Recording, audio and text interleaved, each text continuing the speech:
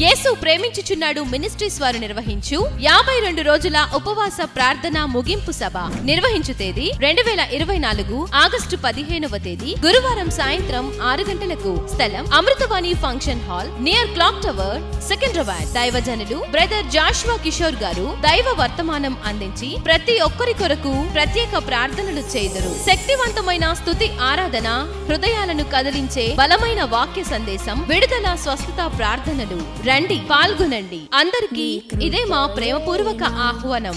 మరిన్ని వివరములకు సంప్రదించండి. మా ఫోన్ నంబర్ 9848805034. యేసు ప్రేమించుచున్నాడు మినిస్ట్రీస్ వారు నిర్వహించు 52 రోజుల ఉపవాస ప్రార్థన ముగింపు సభ. అందరూ ఆహ్వానితులే.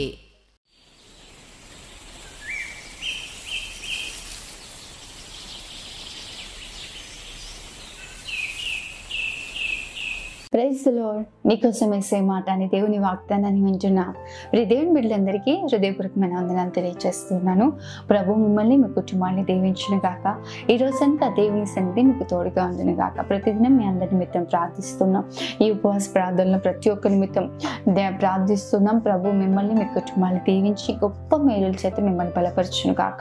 ఈ రోజు దేవుడు మనకు అనుగ్రహిస్తున్న వాగ్దానము 121వ కీర్తన 7వ వచనం. ఆయన నీ ప్రాణమును కాపాడును. ఆమెన్. ఒకసారి బిగ్గరగా ఆమెన్ అని చెప్పండి ప్రియ దేవుని బిడ్డ. దేవుడు ఎంత చక్కటి వాగ్దానం చేస్తున్నాడు చూడండి.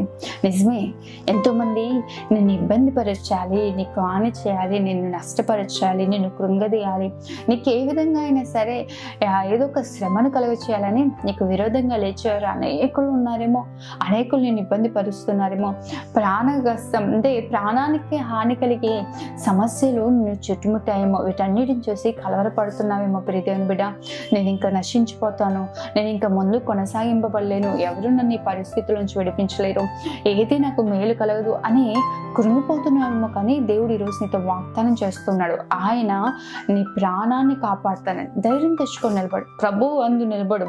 దేవుడు నిన్ను విడువడు. శాశ్వతమైన ప్రేమతో నిన్ను ప్రేమించే దేవుడైన, విడువక నీ ఎడలో కృప చూపించే దేవుడు, నిన్ను కాపాడువాడు, కునుకడు నిద్రపోడని వాగ్దానం చేసిన దేవుడైన ఈరోజు ఆయన నీ ప్రాణాన్ని కాపాడే దేవుడు ప్రియ దేవుని బిడ్డ. నిజమే, తాత్కాలికంగా కొద్ది దినాలు ఈ లోకంలో ఉన్న మనుషులు కానీ పరిస్థితులు కానీ నిన్ను ఇబ్బంది పెట్టొచ్చేం, కానీ దేవుడు నిన్ను కాపాడినంత వరకు ఎంతమంది నీకు విరోధంగా లేచినా, ఎంతమంది నిన్ను ఇబ్బంది పరచాలనుకున్నా ఎవ్వరూ నీకు హాని చేయలేరు. ధైర్యం తెచ్చుకో.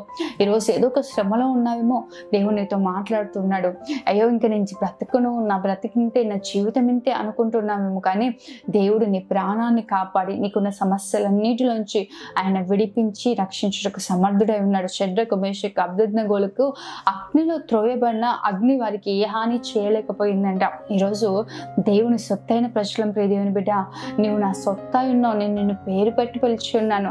జలములలో బడి వెళ్ళినా అవి నీ మీద పారవు, అగ్నిలో నువ్వు నడిచిన జ్వాలలు నిన్ను కాల్చజాలవని వాగ్దానం చేసిన దేవుడు. నువ్వు దేవుని సొత్తుగా ఉన్నావు.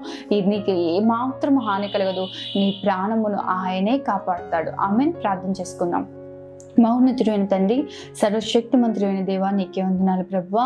ఈ ఉదయం మీరు మాకు ఇచ్చిన వాగ్దానాన్ని బట్టి వందనాలు ప్రభువా. నిజమే, ఈ రోజున ఎంతో మంది కృంగిపోతూ ఉన్నారు. వారిని వారు కాపాడుకోవడానికి ఎన్నో ప్రయాసాలు పడుతున్నారు, ఎంతో కష్టపడుతున్నారు, శ్రమ పడుతున్నారు ప్రభువా. నిశ్చయంగా నీ ప్రాణాన్ని కాపాడుతానని వాగ్దానం చేస్తావు. ఈరోజు ఎంతమంది అయితే అట్టి పరిస్థితిలో ఉండి కాపాడేవారు ఎవరూ లేక దిక్కుతోచిన స్థితిలో ఉన్నారు, వారందరినీ ఒకసారి జ్ఞాపకం చేసుకుని ప్రభువా, వారిని కాపాడండి, నెమ్మది కలగచేయండి, సరిహద్దులు విశాలపరచండి, వారిని వారి కుటుంబాలని అత్యధికంగా దీవించండి ప్రభా.